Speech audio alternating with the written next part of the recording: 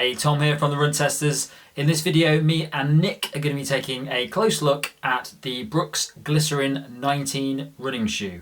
One of our favourite lines of cushion shoe that's been around for quite a long time now. Let's take a look and see what we thought.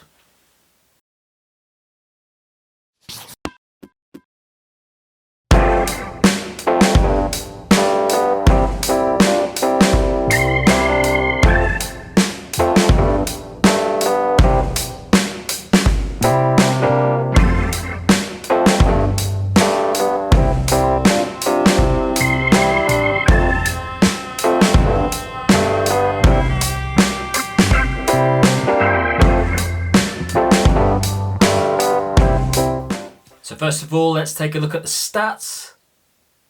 It's going to cost you £140 or $150. It weighed in for me at 290 grams in a size 8, which is 10.2 ounces, and the drop is 10 millimeters. If you've already heard of the Brooks Glycerin line, not a lot has changed really in the Glycerin 19 from the 18 previously. The only major addition that's been made is more DNA loft midsole material to make it softer with a bit more cushioning. There are some changes to the upper for a bit more support and a bit more comfort, although that's fairly minimal. Other than that, you're still getting the same plush level of thick cushioning that sits around the collar section of the shoe, these kind of spongy laces that make it easier to tie up, this mesh upper which is designed to be breathable but also give a nice kind of lockdown fit. There's a soft Ortholite sock liner in there for additional comfort, and there's a covering of rubber on the outsole to help protect that DNA loft midsole material and add a nice layer of durability. The Glycerin is true to size for me. It fits like all the past Glycerins I've worn. I've always gone true to size in them. Get a nice bit of room at the front. It's kind of not loose on the side, but it's not overly snug either.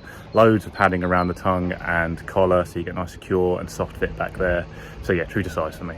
Fit for me is absolutely true to size. I'm a size 8 and this fit perfectly for me. I did read somewhere that it does size down a little bit. I definitely didn't find that, but worth taking that into account. It's not a tight shoe, it's not a narrow shoe. I definitely felt that there was a bit of room in the width, so it was quite comfortable from that perspective. But overall, fit true to size for me. So just back from my third run in the Brooks Glycerin 19, haven't been able to put as many miles in these as I would normally, just kind of tapering for a marathon, but Tom's done loads. As always, like I've used the Glycerin for the last, I think 4 or 5 generations now, and most of the kind of classic features are there. You know, it's a really comfy shoe. It's got even more of that kind of DNA loft cushioning in there. It feels very soft on the run for sure. Like, I've just been mooching about this week. You know, it's a really good shoe for that. You know, protects the legs, feels comfy, really nice, comfortable ride. You know, it might be a little bit lighter than previous versions. I haven't really noticed that on the run. It still doesn't feel like a quick shoe at all. It's really built for kind of easy recovery runs or just kind of new runners, really, you know, starting out in the sport. And it does that really well. You know, it's still a really comfy shoe, kind of thing I'd reach for just kind of base training, easy runs all the time. Yeah, kind of, it's the Glycerin. Not much has changed. Still does what it does really well.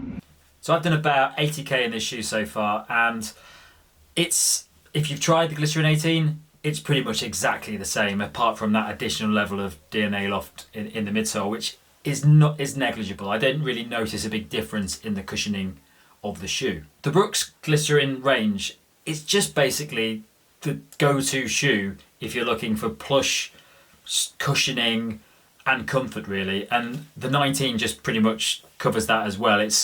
It's just a really nice shoe to start wearing. It has stepping comfort from the off. It just feels really nice to put your foot into. When you start running in them, you can just tell there's just a lot of soft cushioning in there that's really taking the brunt of that running and just feels really comfortable as you're making every step. I think although the sweet spot for the shoe is kind of slower cushioned runs, possibly recovery runs, and for recovery runs, it is an excellent shoe. I've done training days where I've had a really tough session, and the next day my legs have been in tatters. This is one of my go-to shoes to wear after those days, and it just does an excellent job at that. But having said that, I've also used this for faster training runs. I did a half marathon in this today, and I ran a fairly consistent, just below 5-minute kilometers, which it's not fast for me, but it's a consistent pace, which I managed to turn over the whole way, and it felt very comfortable in this, and I felt I could go a lot faster wearing this as well.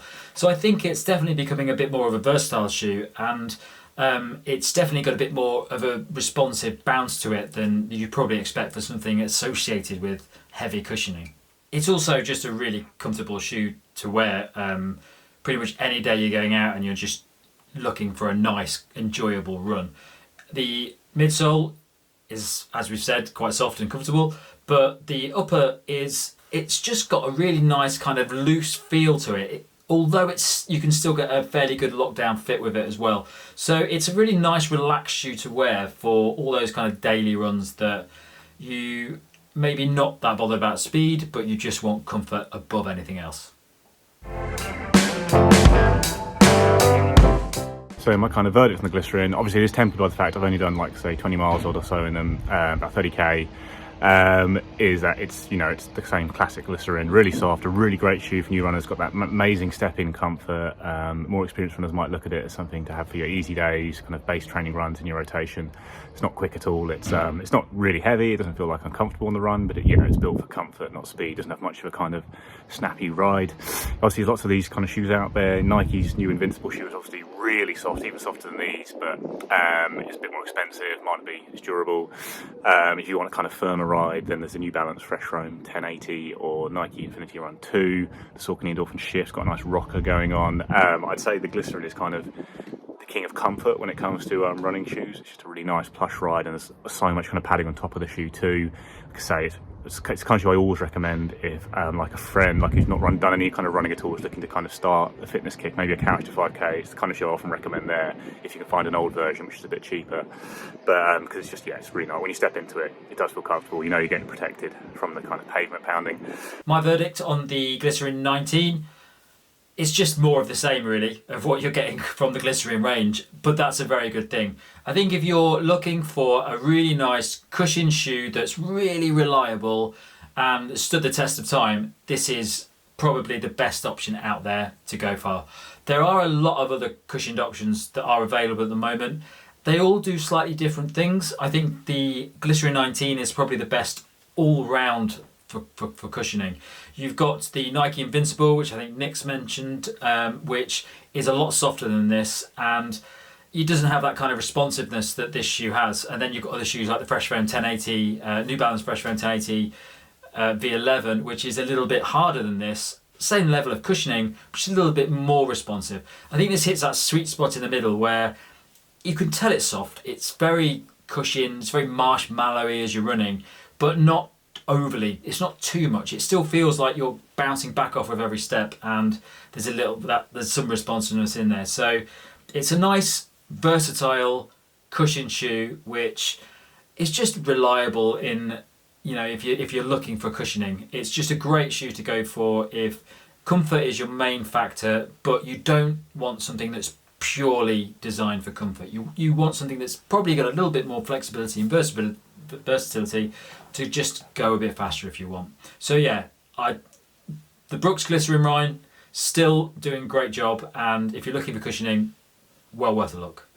So that's it from us. Thanks a lot for watching. Don't forget to like and subscribe and click the little bell icon, and check the channel out for all the other videos we've got on the latest shoes, trail shoes, headphones and watches to make your running a little bit more enjoyable.